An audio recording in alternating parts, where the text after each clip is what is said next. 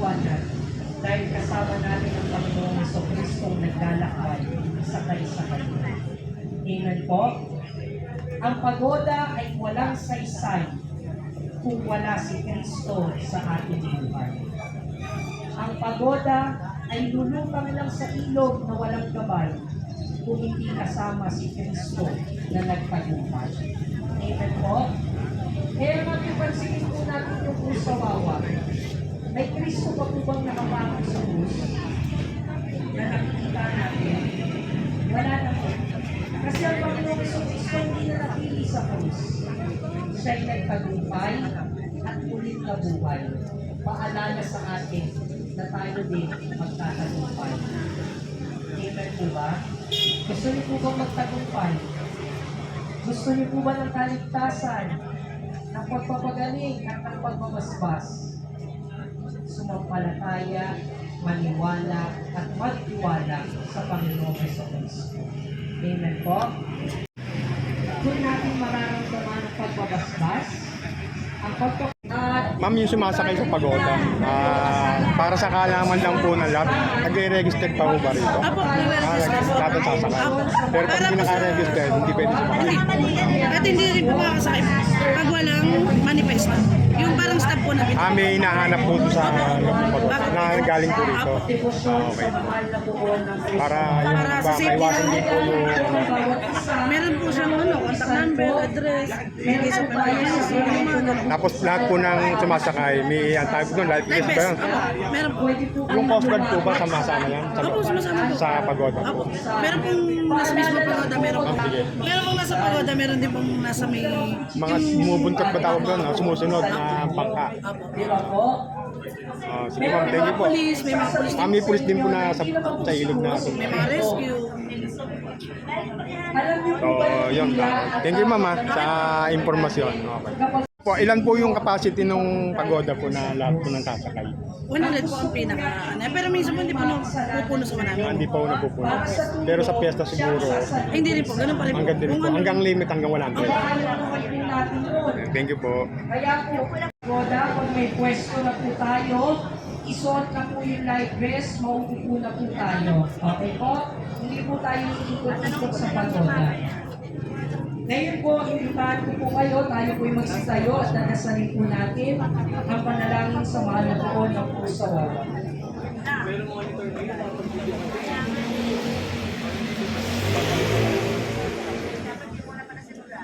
Sa ngalan ng Ama at ng Anak at ng Espiritu Santo. Amen. O mapagmahal at tagapagligtas namin Panginoong Jesucristo, nag-irap at namatay ka sa krus para sa katubusan ng aming mga kasalanan. O mahal na poon ng krus sa wawa, tunay ka nawang maging liwanag.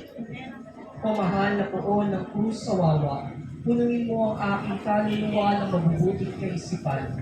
O mahal na poon ng krus sa wawa, iwaksi mo sa akin ng lahat ng masama. O mahal na poon ng krus sa wawa, ilayo mo ako sa lahat ng kapamakan at ipagkaloob mo sa akin ng buhay na walang hanggan. O mahal na poon ng krus sa wawa, iligtas mo ako sa lahat ng kaaway, nakikita man o hindi. O mahal na poon ng krus sa wawa, Nasakay ka ba? ipagkaloob mo po ang aking mga kahilingan. Sandali po tayong tumahimik, banggitin sa Panginoon ang ating mga kahilingan. Ipagdasal po natin na tayo'y kanyang basbasan, pagalingin at bigyan ng kaligtasan.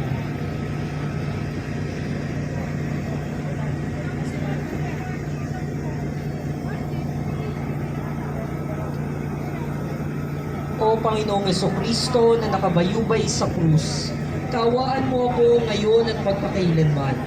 O Panginoong Jesucristo, sa pamamagitan ng iyong pagpapakasakit sa krus, ipagkaloob mo sa akin ang lakas na akin din pasanin nang walang takot o hinagpis, at ipagkaloob mo sa akin ang biyaya na ikaw ay aking masundan ng buong katapatan. Amen. Mahal na poon ng krus sa wawa, San Martin ng Tours,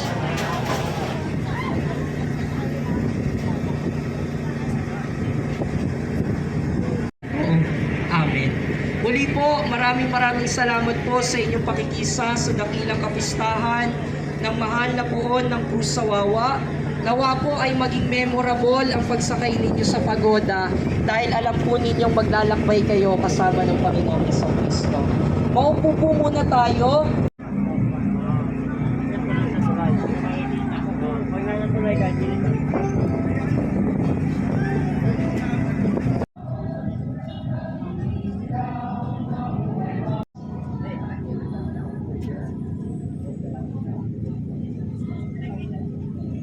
Malaki ang dilim dito mga kauban sa may parting Bukawi.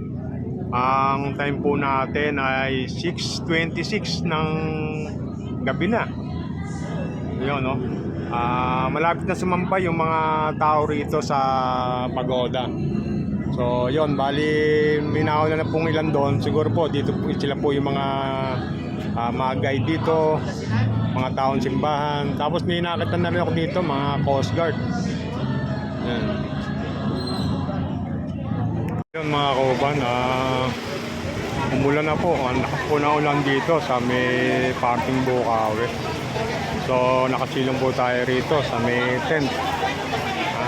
Umulan na po, napakalakas. So yun mga kauban, bali inaantay pa yung buon na manggagaling po sa simbahan ng Bukawi bago sumakay yung mga tao dito, mga kauban.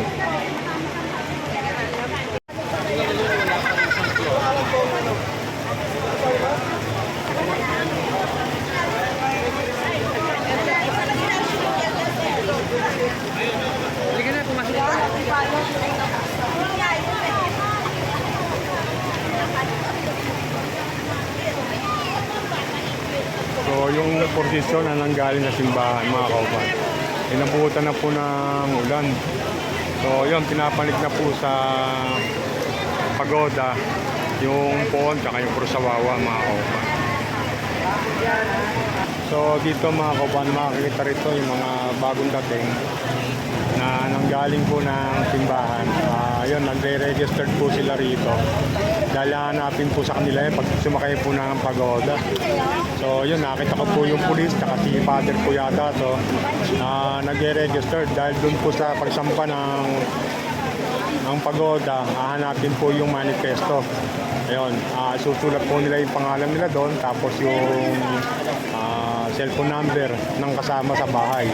Hindi nung mismong taong sasakay ang ilalagay ang number. Ang ilalagay ng number po doon, yung mismo kasama sa bahay. Sabi nga po ni Sir kanina, in case na may mangyari, wag naman, ang tatawagan siyempre kung sino yung nasa bahay, yung mga kasama. Yun. Ayan po, nag-registered na po sila.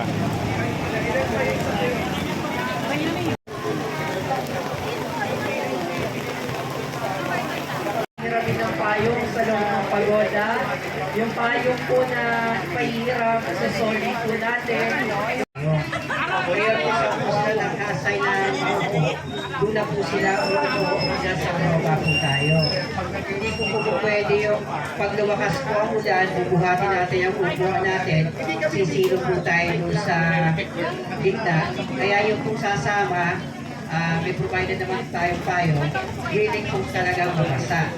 Kasi hindi po tayo papayagan ng Coast Guard na nakaupo tayo sa init, biglang lumakas ang ulan, tatayo tayo para ilipat yung upuan natin sa hindi nababasa, hindi po pwede.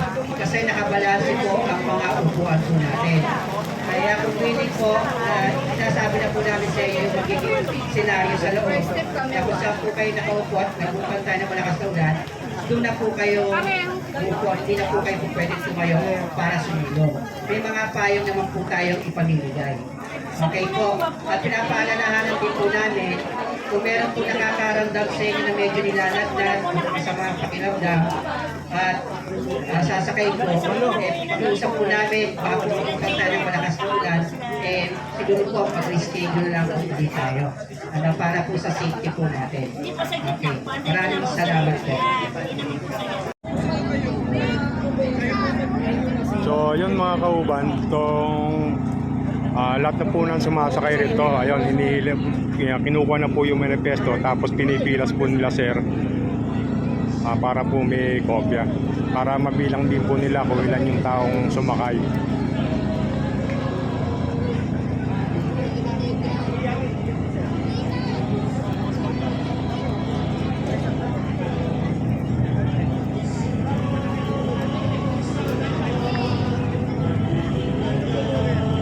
Next point sa Rosario po natin.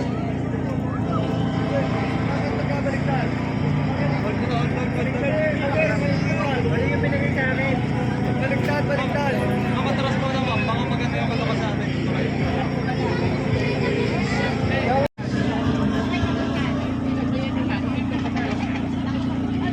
Para po sa pagpapalataya, buhay paalala, ang nagdarasanto, nasa ng pagkain ng sento,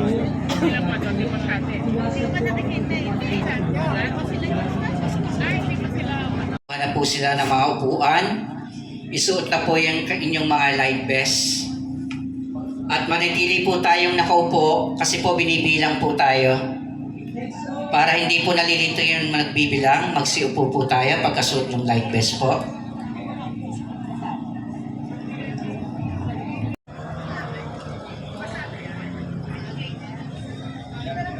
Okay po, lahat po ng sumasakay.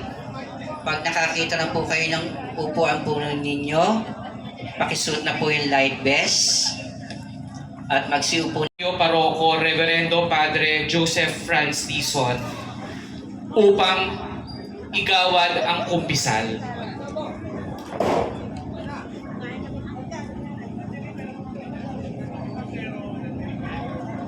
Nais mamumpisal upang gabayan papunta sa itaas na bahagi ng pagoda.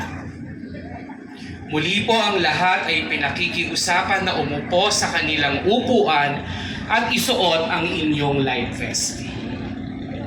Magandang gabi po sa inyong lahat. Tayo po ay nasa ika-4 na araw ng Lutrina sa karangalan ng mahal na poon ng Cruz sa Wawa. Inaanyayahan na makibahagi sa pagdarasal ng nobena at rosaryo. Atin ngayong aawitin ang pambungad na awit.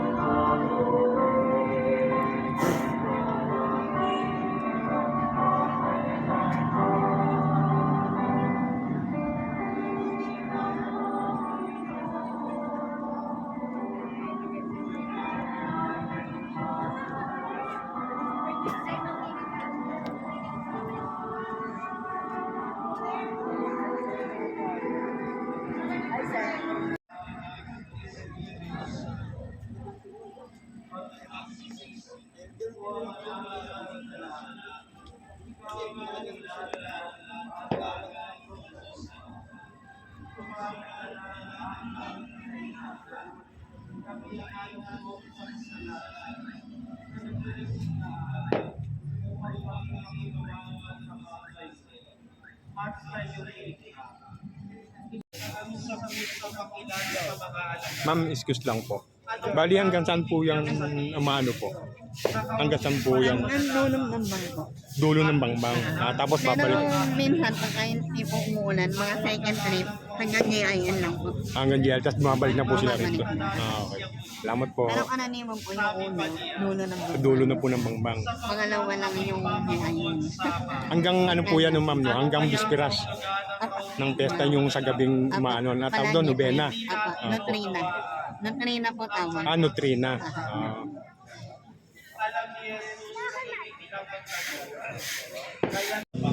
O mahal na po ng Cruz sa Wawa, pag-alabit mo sa amin ang tunay at wagas na pag-ibig.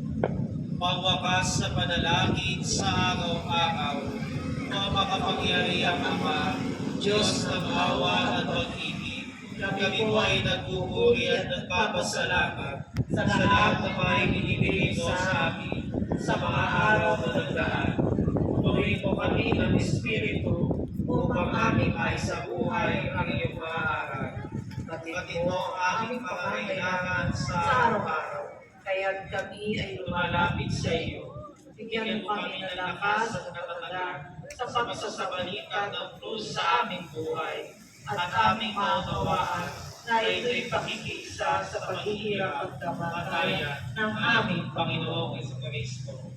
O mahal na poon ng krus sa wawa, sa ganang aming sarili, wala kaming magagawa. Tulungan mo kaming maipahayag ang pagpagtitipon sa aming kapwa upang pagmamagiging ang tunay na alagad.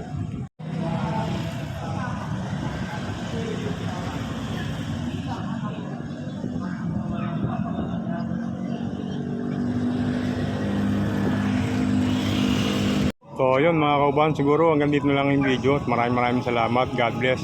Ingat po tayong lahat. Siyempre, ingat din sa akin. Yun, sa mga hindi pa ako nakapag-follow sa page ko, kay Kauban Vlog, follow na po kayo.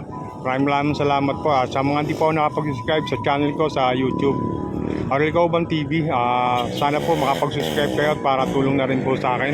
Maraming salamat po. God bless.